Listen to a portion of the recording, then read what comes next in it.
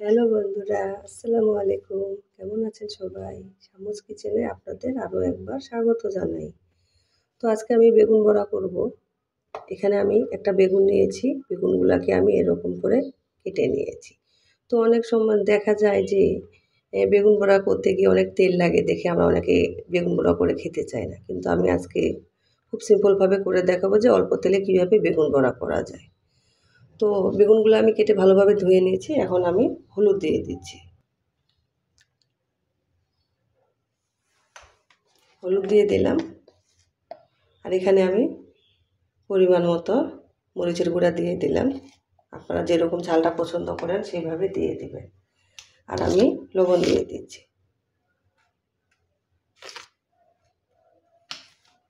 লবণ দিয়ে আমি ভালোভাবে মেখে নিচ্ছি।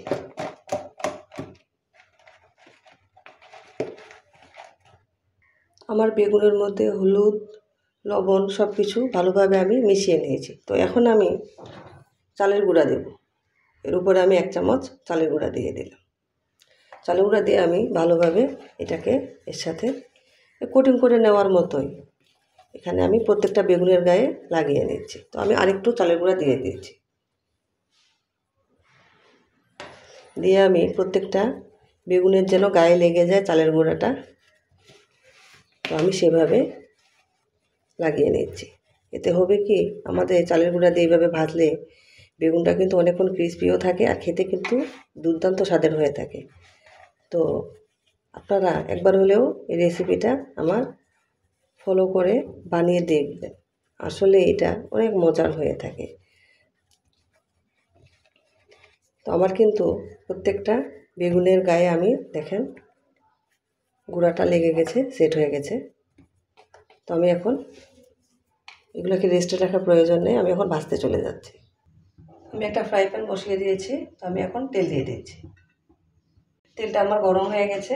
তো আমি বেগুনগুলো ছেড়ে দিচ্ছি।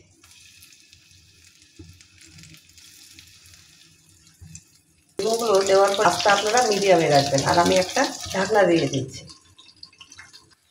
আমি ঢাকনা তুলে নিচ্ছি আর আমি উল্টিয়ে দিচ্ছি। এখন দেখেন তাড়াতাড়ি ভাজা হয়ে যায়, কিন্তু খুবই ভালো লাগে আর ক্রিস্পিও থাকে অনেকক্ষণ।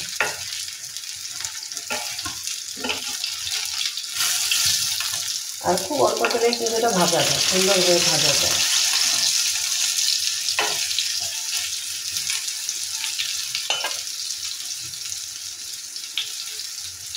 তো আমি কিছুক্ষণের জন্য আর ঢাকনা দিয়ে দিই। তো আমার কিন্তু বেগুনগুলো ভাজা হয়ে গেছে, আমি তুলে নিচ্ছি।